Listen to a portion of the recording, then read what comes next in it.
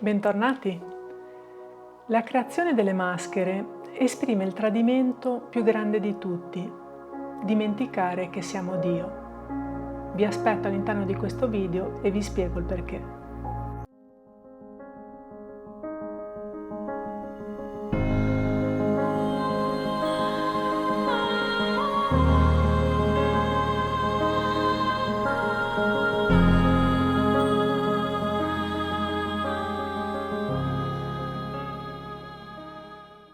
Per curare le nostre ferite interiori abbiamo bisogno innanzitutto di vedere che sono presenti in noi.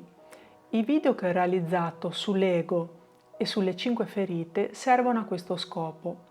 Inoltre le 2 pratiche che ho messo a disposizione, auto-osservazione attraverso la respirazione yogica e presa di coscienza attraverso la pratica di Soham, ci servono insieme al quaderno di bordo, e anche di questo ho fatto un video, tenere traccia del cambiamento, a iniziare a porre un'azione quotidiana mirata alla presa di coscienza. Ti ricordo che tutti veniamo al mondo con ferite dalle quali dobbiamo imparare per apprendere nell'accettazione tutte quelle qualità e caratteristiche che sono funzionali al nostro viaggio in questa vita. Tutti viviamo la sofferenza a diversi gradi di intensità e troppe persone non sanno nemmeno da dove questa abbia origine. L'anima non può accettare di essere allontanata dal suo piano di vita e non può permettere che l'ego ci distolga da questa missione. La meta dell'anima è di vivere nel vero amore e nell'accettazione, di modo da incarnare in questo piano le qualità del suo essere divino. La grande truffa è che noi invece ascoltiamo l'ego, convinti che esso ci farà soffrire di meno. Invece il risultato è che ci riduciamo a vivere una vita piena di maschere, di dipendenze, di separazione, di malattie gravi, di malattie psichiche, tutto per la paura di sentire il dolore della propria anima che non riesce ad esprimersi. Vi invito a non martirizzare chi secondo voi ha attivato questa ferita nella vostra infanzia, ma a focalizzarvi sulla presenza di questa ferita oggi nella vostra vita, perché questo ci aiuta ad accettare gli accadimenti del passato e a comprendere che il ruolo dei nostri genitori o di chi ha avuto il loro ruolo nella nostra esistenza è stato quello di rispettare il nostro piano di vita.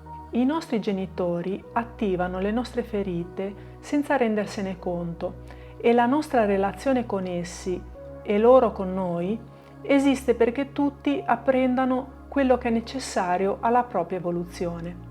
Il nostro ego crede che la nostra sofferenza derivi dagli altri e accettando questa credenza ci trasformiamo in vittime, bloccando così il nostro cammino spirituale. Tutti abbiamo, a diversi dosaggi, 4 ferite su 5 che derivano dalle memorie genetiche ereditate dalla famiglia e a livello cellulare da ciò che abbiamo vissuto nelle vite passate. Tutte le energie che dedichiamo in questa vita alla comprensione delle nostre ferite, da dove deriva la nostra sofferenza e tutti gli schemi mentali che ci portiamo appresso, ci permettono di accettare più facilmente noi stessi e gli altri, evitare di dover risolvere la stessa cosa in altre vite e ci dona la cosa più preziosa in questa esistenza, la felicità. Dando gran parte del nostro potere ed energie alla nostra parte mentale, abbiamo creato un ego forte che non lascia spazio alla nostra parte divina di manifestarsi. È come se avessimo lasciato troppo spazio al nostro vicino di casa, che quando vuole viene a farci visita a casa nostra, ci dice come vivere e ci convince che non possiamo vivere senza di lui e tantomeno di poter prendere una decisione da soli. L'ego opera allo stesso modo ed è per questo che dobbiamo imparare ad osservarci, per prendere visione e coscienza di tutte le volte che il nostro ego entra in azione. Dobbiamo sempre ricordarci che l'ego è costituito di energia mentale. La dimensione mentale ci serve per pensare, ragionare, pianificare, organizzare e memorizzare. È una materia sottile che non può essere né vista né toccata, però ugualmente importante e fondamentale, se posta a servizio delle necessità del nostro essere. L'ego drena tutta la tua energia mentale e ti debilita, ti tiene sempre in uno stato di insicurezza e paura. Ma quali sono le strategie che possiamo mettere in atto per indebolire la presa dell'ego? Accettarlo. Se l'ego si sente accettato, porrà meno resistenza perché non si sentirà accusato.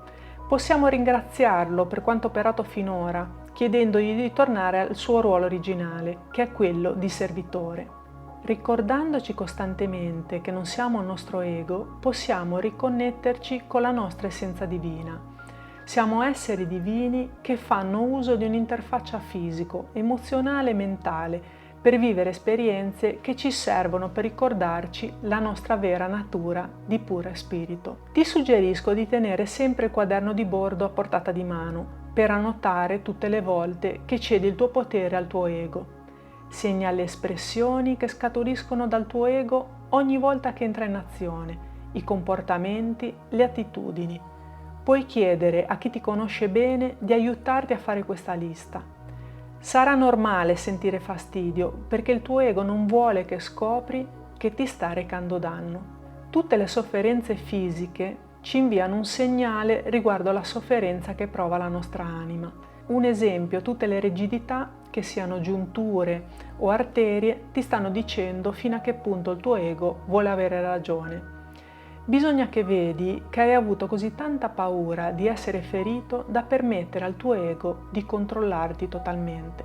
La malattia ti serve a prendere coscienza del messaggio che ti sta inviando il tuo corpo e poi gradualmente decidere di tornare a essere il padrone di te stesso. Se vedi ed ammetti di indossare una tale maschera che ti impedisce di ascoltarti nel profondo del tuo cuore, questa accettazione si trasforma in amore. E solo l'amore può risanare tutto nel profondo. Ricorda che l'accettazione non può giungere mai dall'ego, perché l'ego viene dal mondo del mentale, mentre l'accettazione e il perdono sono qualità esclusive del cuore. Accettare significa asserire, essere grati e osservare le cose senza giudicarle secondo criteri di buono o giusto, nella consapevolezza di quello che desideriamo profondamente trasmutare. L'azione di sanazione della ferita avviene non nel tentativo di eliminarla, ma di illuminarla attraverso l'accettazione. Ricorda che per l'ego è impossibile comprendere una legge divina, perché solo può occuparsi delle cose mentali. L'ego non può capire che a nulla serve cercare di controllare la legge così infallibile di causa ed effetto. Inoltre, ogni volta che si attiva una ferita, già non sei più tu a dirigere la tua vita, ma il tuo piccolo io dell'ego. Una volta che l'ego è entrato in campo, è lui che pensa e attua. Quando invece il centro del cuore è radicato in presenza, è lui che sente ed osserva senza attività mentale e senza accuse cariche di emotività. Ogni qualvolta una delle 5 ferite ti fa soffrire, ti ricorda che non ti stai ascoltando, tantomeno stai sentendo il tuo cuore o le tue necessità. La ferita dal rifiuto è quella più collegata all'ego, perché mina il diritto di esistere della persona. Infatti, la ferita del rifiuto è quella che è maggiormente collegata alle malattie fisiche e psichiche gravi. Questo dolore crea un profondo odio verso se stessi e verso il padre dello stesso sesso, che non è stato capace di insegnare ad esistere e a vivere in questa società. L'odio nasce dall'incapacità di sentire un amore vero e profondo. Ma come posso accorgermi che ferita sto attivando? La prima tappa consiste nel riconoscere quando l'ego ha assunto il comando. Bada bene ai segnali quali giudicare, accusare, pensare al passato o al futuro sentendosi preoccupati, colpevoli, timorosi, indecisi, irritati o dubbiosi. La seconda tappa tratta di prestare attenzione all'emozione sperimentata. Cosa sento in questa situazione? Dove si colloca questa emozione nel corpo? Di cosa ho paura? Cosa mi spaventa in questa situazione? Sembra una banalità, ma in verità determinare l'emozione percepita ti permette di scoprire più facilmente di cosa hai paura.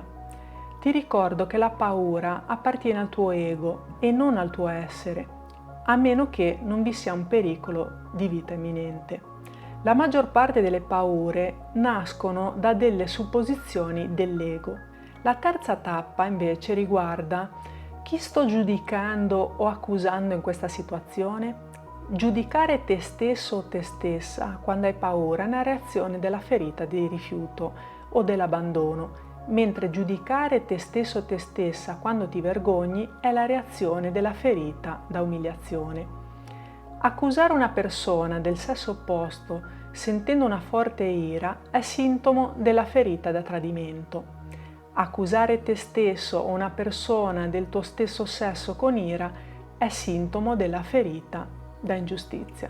Quindi prestare attenzione verso chi ha diretto il tuo giudizio e le tue accuse ti aiuta a sapere che ferita è attivata in te, e una volta visto come reagisci per proteggere tale ferita ti sarà più chiaro scoprire che maschera indossi. Ricorda che l'ego non riconosce in noi il potere di creare la nostra vita, preferisce credere che i problemi vengano dall'esterno e questo erroneamente ci fa credere che la soluzione ai nostri problemi debba arrivare dall'esterno. E come dissi negli altri video sull'ego, qui nel canale YouTube di Humanitry, questo fa sì che ci aggrappiamo alla cosa più effimera che esiste, e cioè il mondo esterno, fatto di forme impermanenti e caduche, denigrando così l'unica verità eterna che risiede in noi. Nessun medico o farmaco ci può garantire una cura eterna. Se manifesti una malattia grave e dolorosa, è molto probabile che stai già tentando di sanarti da diverse vite e che sia peggiorata di incarnazione in incarnazione. La tua forza interiore sarà l'unica che potrà darti la forza di confrontarti con questo dolore. L'ego cercherà di convincerti che ti stia aiutando, alimentando sempre le solite credenze vincolate ad una determinata ferita e non ha nessuna idea della necessità della tua anima.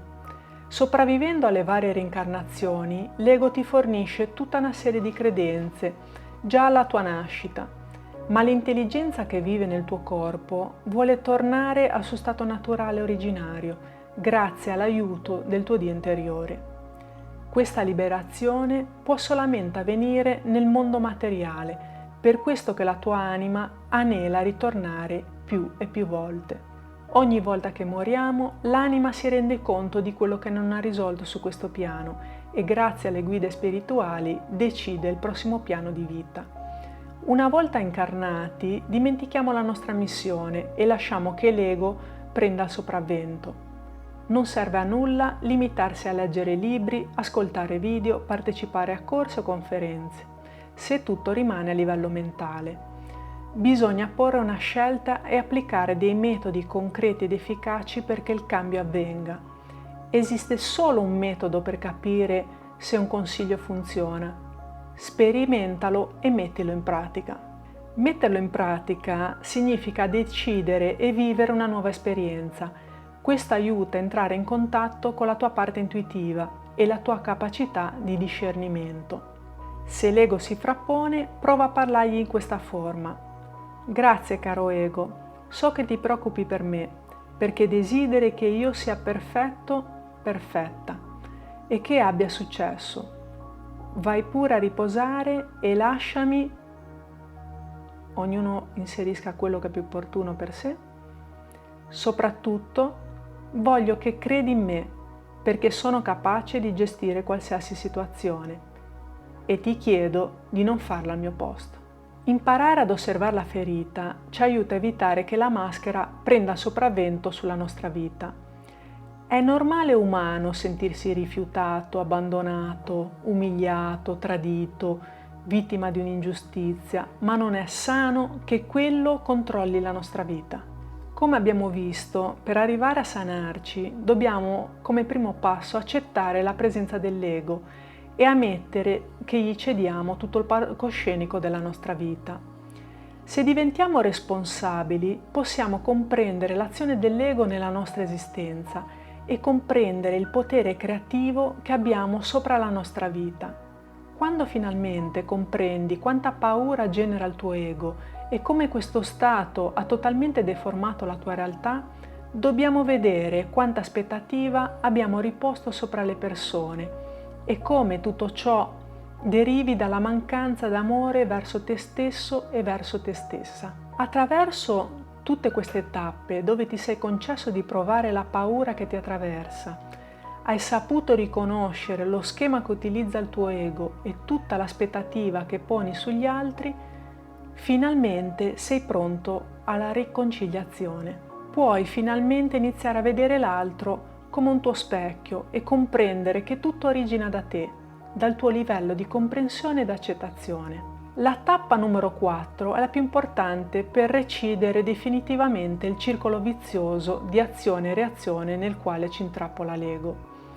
La quarta tappa ci permette di vedere le cose attraverso gli occhi del cuore e non attraverso quelli dell'ego e della nostra ferita. Questa tappa si attiva quando impariamo ad amarci e accettarci, perché questo ci permette di disinnescare tutto il processo di aspettativa verso l'esterno, cose, persone, eventi, eccetera.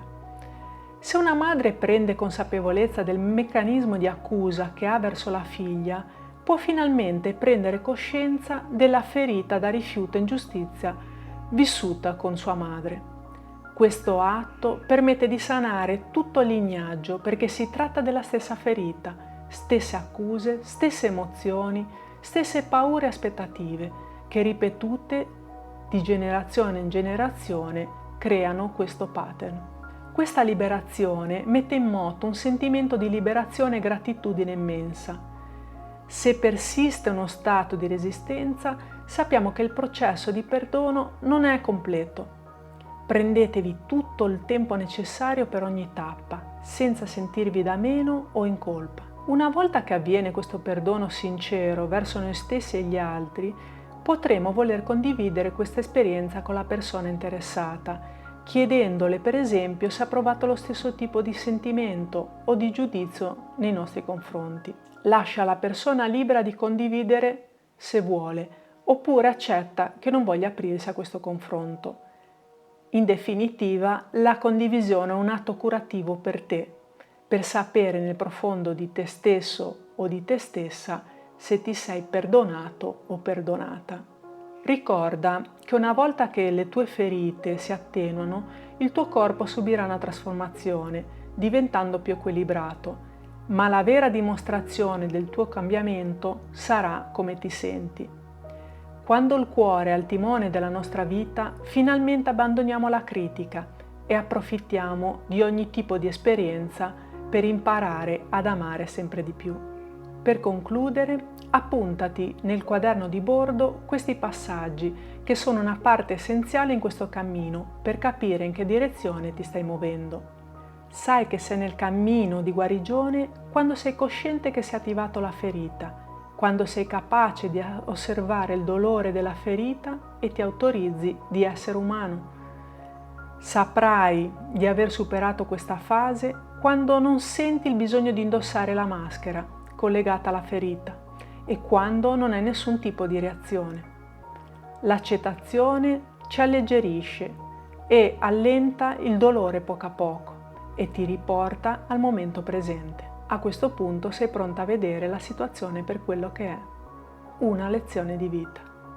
Se il video ti è piaciuto puoi iscriverti al canale cliccando sopra la campanella e lasciarci un tuo like o un tuo commento. Inoltre puoi trovarci sopra il canale Instagram e Facebook sempre di Humanitry e sulla nostra piattaforma www.humanitry.net. Grazie per la vostra presenza, alla prossima!